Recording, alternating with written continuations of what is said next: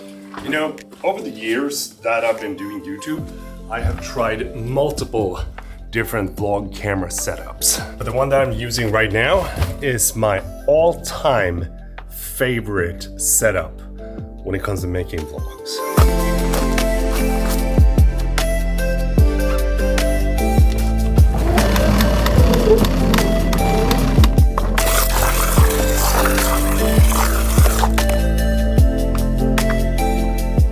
So I've been using this camera now for 2 years and 3 months. And I gotta say, like at first I was very skeptical because I thought that this would be just another one of those cameras that Sony released that I wouldn't use, but it was cool hype when it was released. But I was incredibly wrong.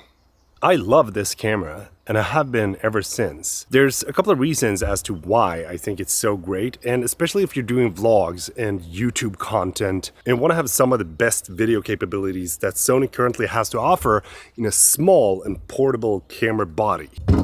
So let's start with the price. It comes in at $2,500 here in Sweden, which is not a cheap camera if you compare it to something on the market, but there's probably no other full-frame camera in this price range with the same features that this camera has to offer. I don't know, maybe Lumix or Nikon or some other brand has the same kind of thing, but when it comes to Sony cameras, I think that this is kind of unique in the place where it's at. And when you combine this camera together with a 16-35mm lens and the Sony ECM B10 microphone, then you get this. And I don't know about you, but when it comes to vlogging, I am all for versatility. I want to have a shallow depth of field, but I also want to have a wide angle lens.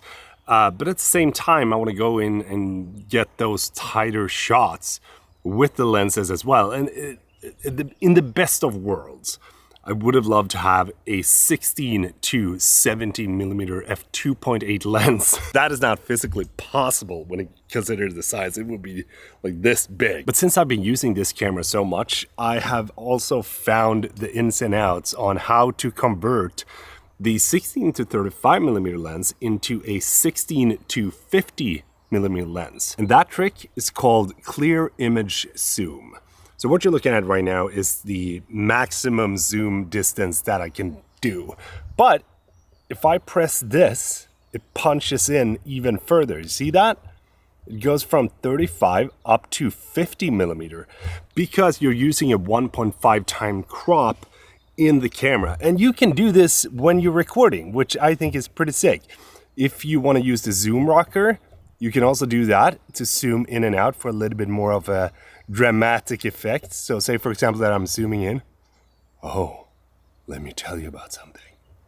It's a very simple setting, but it also helps you to be way more versatile in the way that you capture your vlogs. And if you haven't already, you should absolutely head over to my vlog channel and subscribe to that, because I am doing different kind of vlogs over on that channel where I don't talk about tech and camera gear in all my videos. It's more so about just capturing my daily life. And that is also where I use this camera extensively to capture pretty much anything. But this is also not the only camera that I use. There's multiple different ones. And I made a video talking about the different kinds of camera in the description. I'm gonna put it right there. But it's basically this camera, the ZV-E1 and the DJI Osmo Action 5. So why do I personally like the 16-35 focal length as much as I do? Well, I think it's a mixture of being able to make my entire room look way bigger, but also show you the surrounding. And whenever I have something important to say, I can do like this, and it emphasizes the thing that I'm about to say when I want to say it. And by using the focal length to your advantage when you're vlogging, it also means that you're going to be able to get better at storytelling and capture different things in a different way. Just to give you an example, whenever I'm making my vlogs, one of the things that I really like to do is to shoot something out of focus. It basically looks like this, where you see something going on in the background, but the focus is on the foreground. And by using this as a storytelling advantage to your vlogs, it also means that you're gonna be able to create more interesting videos.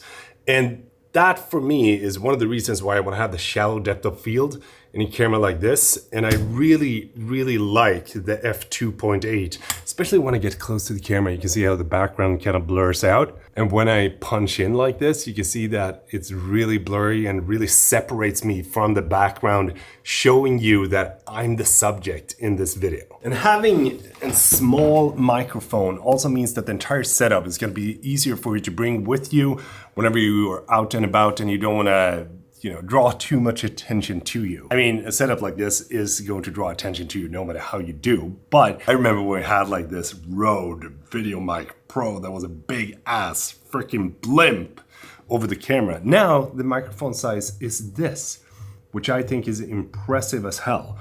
And the audio quality that is coming out of this microphone is something that I am in love with. I don't know what it is that makes it sound so freaking good. I just find it so much easier to just plug it into the hot shoe. Don't have to think about any cables, any battery or anything else. It just works when you want it to work. See that? I punched in to 50 millimeters with a clear image zoom. There is of course a few drawbacks with this camera though, and one, since it's a small size, it does overheat when you're shooting long segments. Now I'm gonna be honest and say that not once have I had this camera overheat on me when I've been vlogging. I've been using it on hot days, on humid days, on cold days, whatever kind of situation you want to put it in, I've been using it. But if you're shooting for a longer period of times, for example, if you're shooting weddings and so on and so forth, and same thing goes if you're shooting a long interview or you're streaming, then I would probably go for something like the FX3 instead. But for the purpose that Sony actually created this camera, which was vlogging, I think that this is great. I would like to have a CF Express card slot because right now we're limited to SD cards. And I just think that that comes from me using that when I was using the A7S III and the FX6 and so on and so forth. But for a day-to-day vlog, there's no need shooting in all intra. And I actually don't think you can shoot in all intra with this camera. I do wish we had a wheel in the front just under the zoom rocker, because right now I feel that that is lacking with this camera to make it even speedier whenever you use it. But hey, we can't have it all, va? But I do, however, really like the switch up top where you switch between photo, video, and slow and quick. So for those of you that don't know what slow and quick is, it's basically when you want to shoot in slow motion. So use that instead of changing the frame rate when you're in video mode. If you haven't tried that, I highly recommend you do that. It's gonna save you so much time. But it basically means that you can jump between the different modes super fast when you're shooting on the go. And it just makes the entire user experience with this camera so much better than with a camera like this, where you have to go into the mode and switch things. And this is more complicated than what the ZV-E1 is.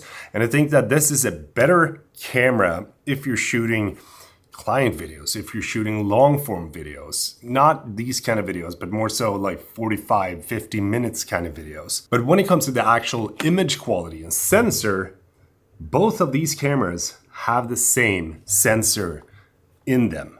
So this camera is going to give you the same image quality as this camera, but this camera that I'm shooting with right now is way lower when it comes to the price point. So if you're looking for something that I probably would call the ultimate Sony vlog setup, this right here is going to be your best bet. But I'd love to know what you think. Do drop a comment down below and share your thoughts about it, because this is just my opinion. You can have a different one. That's totally fine. That's what the comment section is for. Don't forget to subscribe, and I will see you in the next video.